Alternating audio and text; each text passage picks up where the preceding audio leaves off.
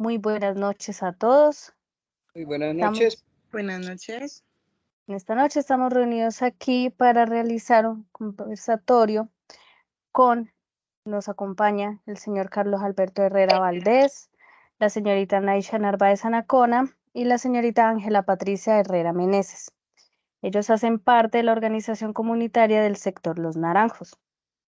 En este momento vamos a dar solución entonces a la pregunta de qué manera creen ustedes que la participación política contribuye a la construcción del voto, un voto crítico o un voto de opinión, que permite el fortalecimiento de la democracia en Colombia.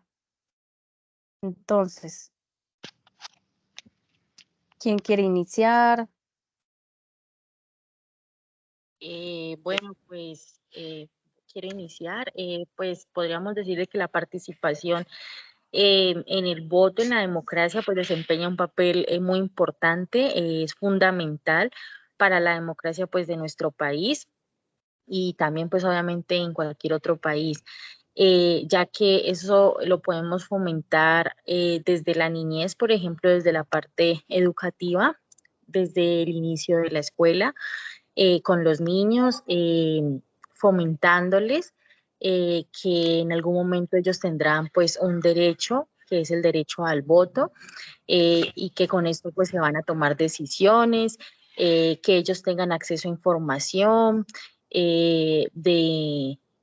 pues por ejemplo, de los partidos políticos, de personas que serán candidatos pues para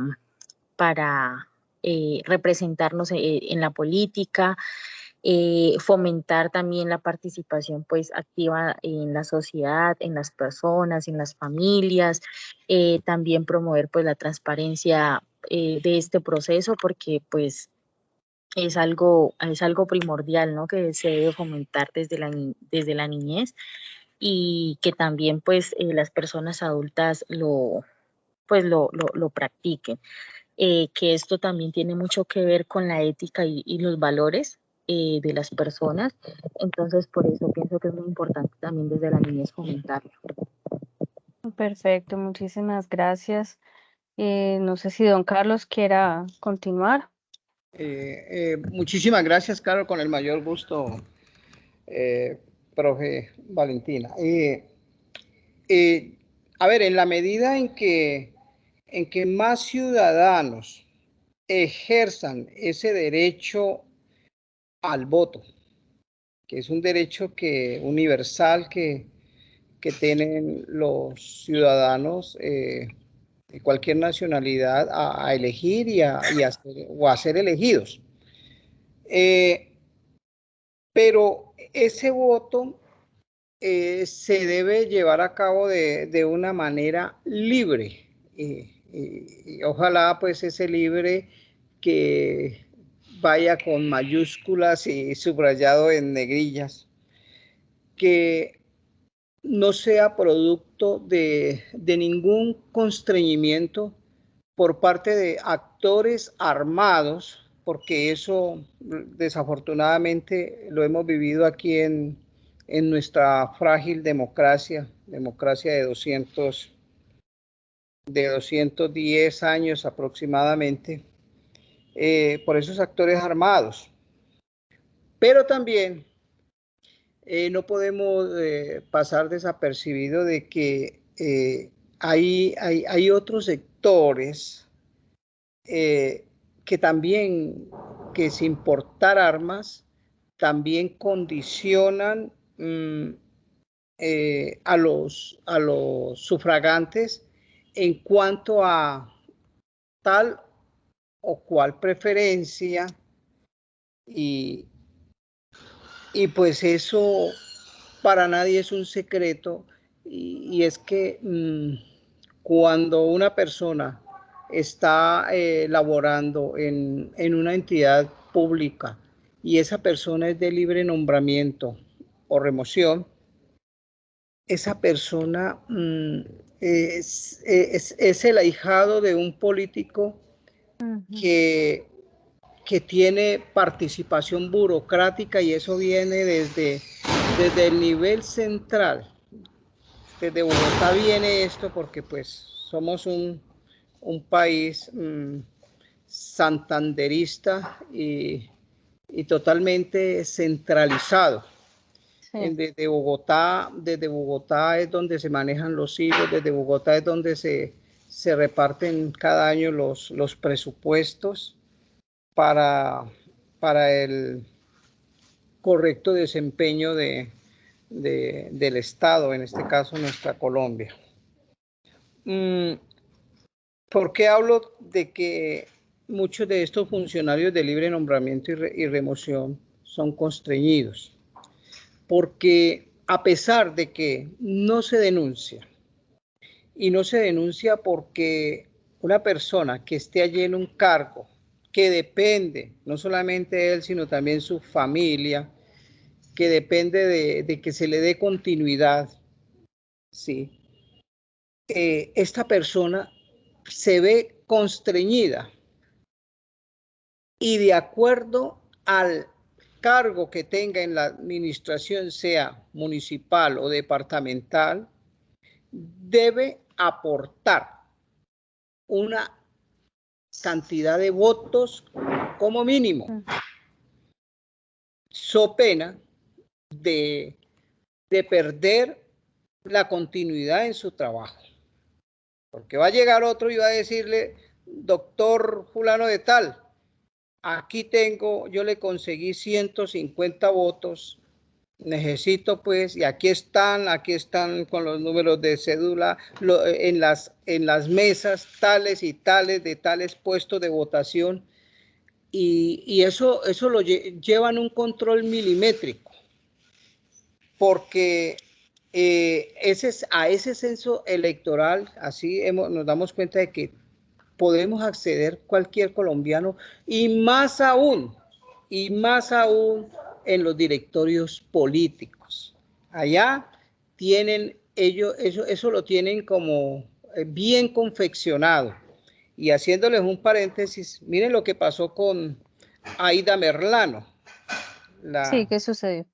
¿Qué pasó con ella? La compra de votos, ellos comprando votos, y cómo compran los votos con los números de cédula que extraen del censo electoral para, en ese caso, Barranquilla, el departamento del Atlántico. Entonces saben, esa persona con su número de cédula, profesora, se dan cuenta usted aquí en el Cauca ¿A o en quién Payón, eligió? dónde le toca sufragar. ¿Dónde le toca? Porque eso lo arroja ese dato. Y bueno, a usted le tocó un ejemplo, en la Pombo, en la mesa número 10. Sí. Ahí debe aparecer su voto y otro voto y otro y otro y otro. Entonces, No, eso lo... y otra cosa es que saben por quién es que ha votado también. Claro, porque es que le dicen, bueno, usted tiene que tomarle una foto también a ese tarjetón que usted ha marcado. Es que Sí. se las ingenian de una u otra forma y amarran los votos porque, por ejemplo, les entregan los tarjetones marcados. Porque hay corrupción desde allá, desde el mismo Consejo Nacional Electoral y su división, que es la registraduría. Eso en su momento, Miguel Antonio Caro, por allá a finales del siglo XIX, decía esta frase muy célebre: el que escruta es el que elige. Sí, y muchos candidatos se han acostado siendo elegidos, y al otro día aparece otro.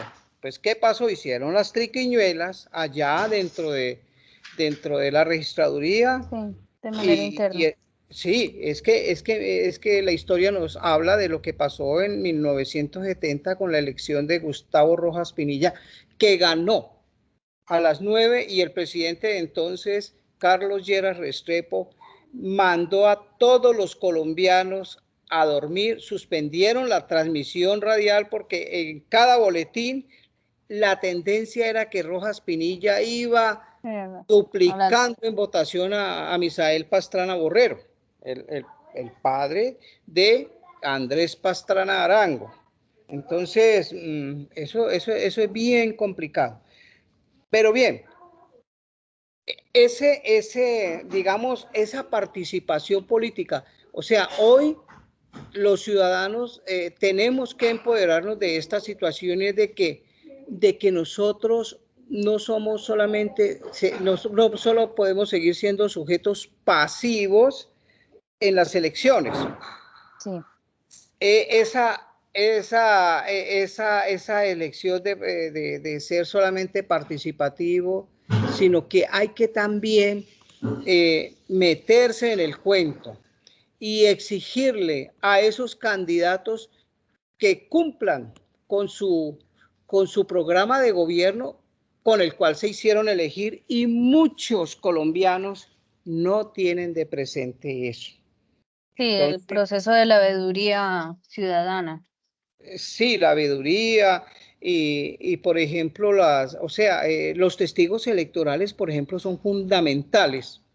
Pero vuelvo y les digo, Y si están allá corruptos, retuercen las cosas. Miren, ¿se acuerda cuando fue elegido Iván Duque, esos formularios C14, cómo venían tachados, adulterados? Eso da para que ese tarjetón se anule la votación que haya sacado, pero no se da.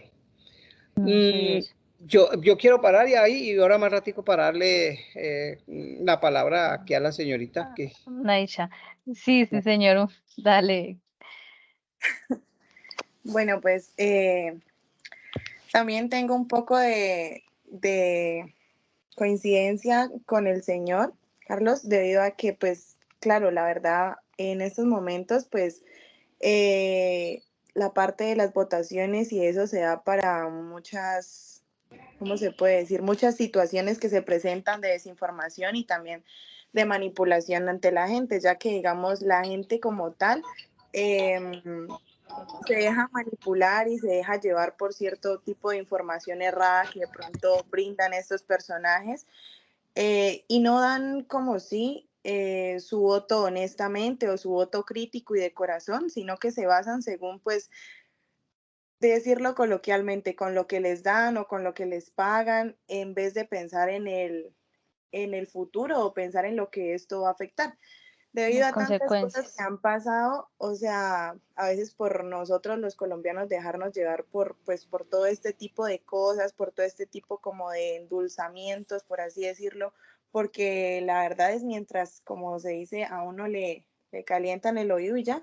Por eso ahora, digamos, estamos sufriendo tantas necesidades nosotros, por ejemplo, el alza de la gasolina, el alza de los alimentos, o sea, son muchas cosas que han conllevado a que el país se vaya deteriorando poco a poco y pues en este momento la verdad el peso colombiano está muy devaluado, Wow. a diferencia de otros países como por ejemplo el dólar ya está, o sea, es como el boom en otros países y nosotros estamos cada vez más atrás en vez de ir progresando.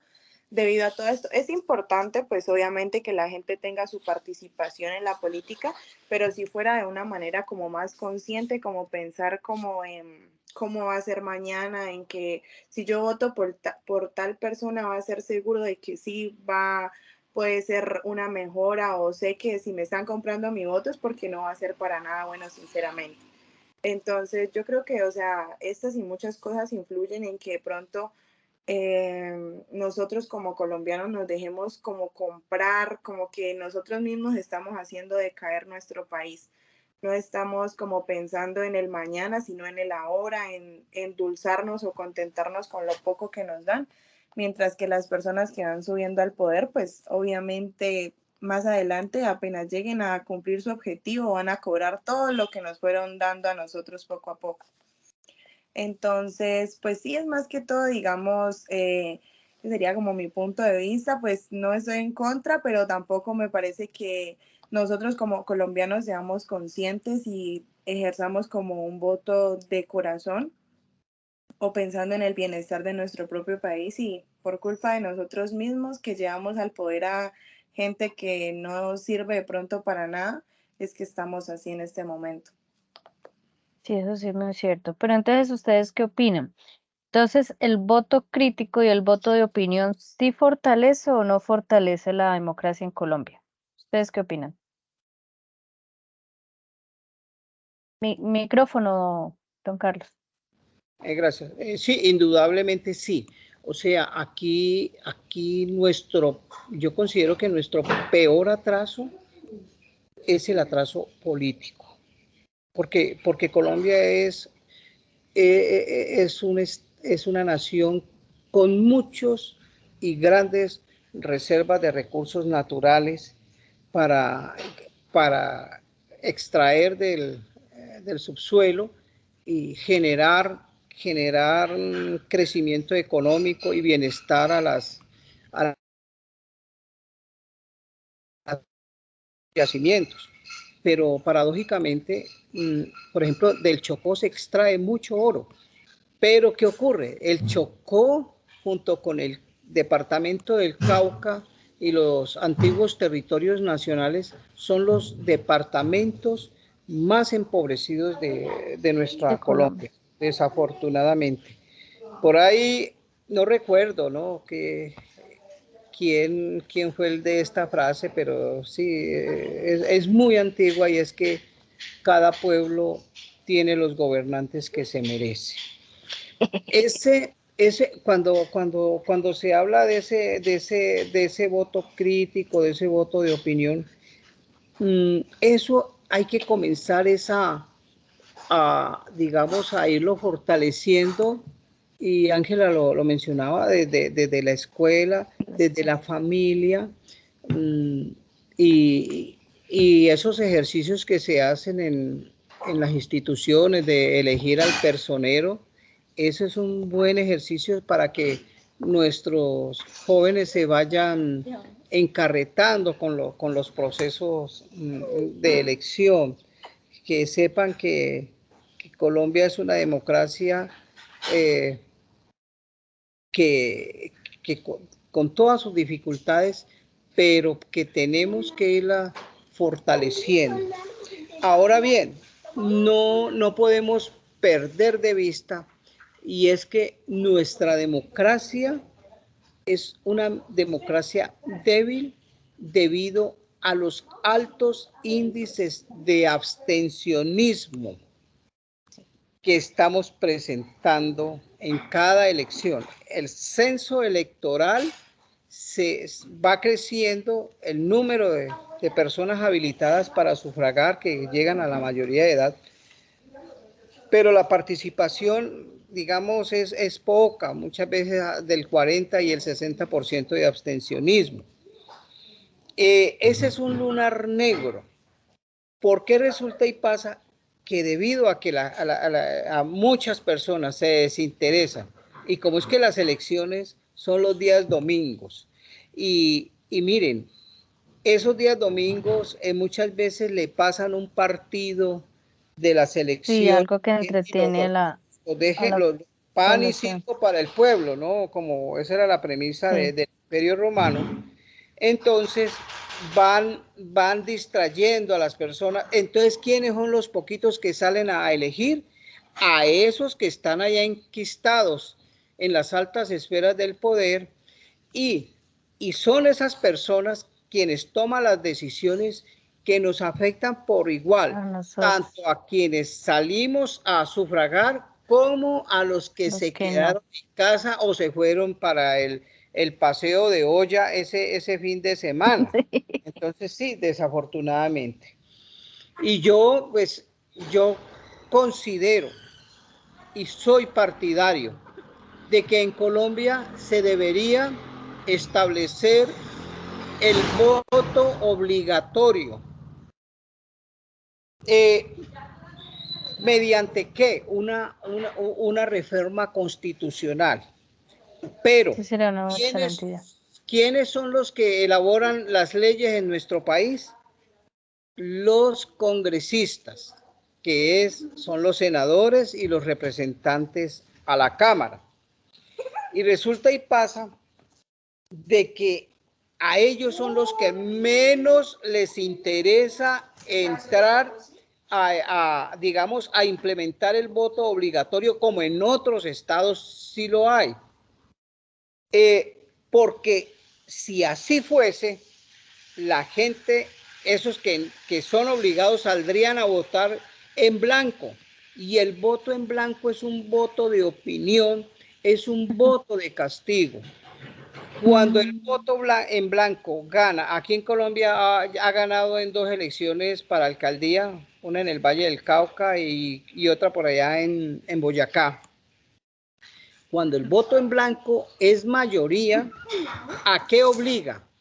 A que se repitan esas elecciones, en ese caso para la alcaldía o para la gobernación, Sí.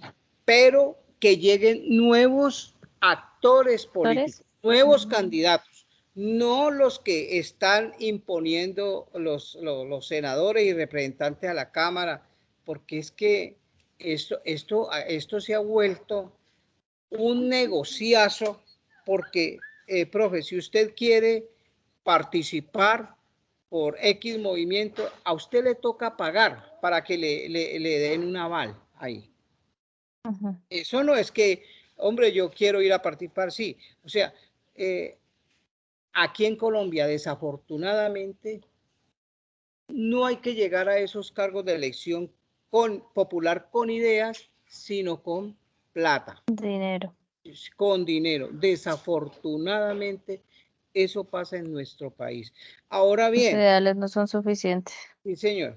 Mire, ese voto de opinión también se vería fortalecido si se le colocara un límite en periodos a estos señores congresistas y que no tengamos congresistas de 34 y 40 años, que los hemos tenido, y le doy nombres como Aurelio Iragorri, como Víctor Renán Barco en La Dorada Caldas, como Carlos Holguín Sardi en Mi Cali Bella, como Roberto Gerlain, que se murió siendo congresista, Sí.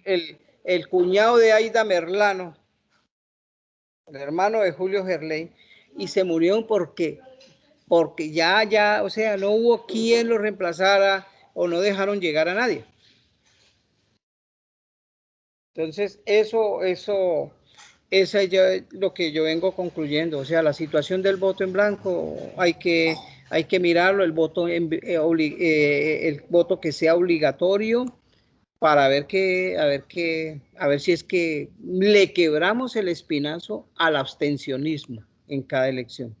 Y a la Gracias. corrupción también, ¿no? Sí, claro. Muchísimas gracias a usted. Claro, profe, con mucho gusto.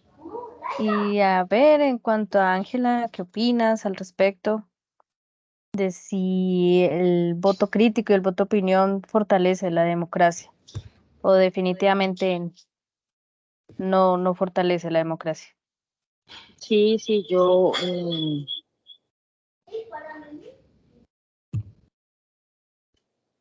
¿Ahí me escuchan? Sí, señor. Bueno, pues yo también opino lo mismo, que sí, pues sí, claro que sí fortalece, porque pues entre más personas se unan, estén educadas en este aspecto, en este tema, la democracia del país pues se va a fortalecer aún más. Sí, eso sí es muy cierto. Y también cabe recalcar lo que decías al principio de la intervención, es muy importante que los niños empiezan a aprender la importancia, ¿no? De que aparte de que tenemos derechos, también tenemos deberes. Y en cuanto pues lo del voto, debería ser también considerado un deber cívico, que casi que debería ser como dice el señor Carlos, algo que sea obligatorio, ¿sí? Y en cuanto a Naisha, ¿qué opinas al respecto?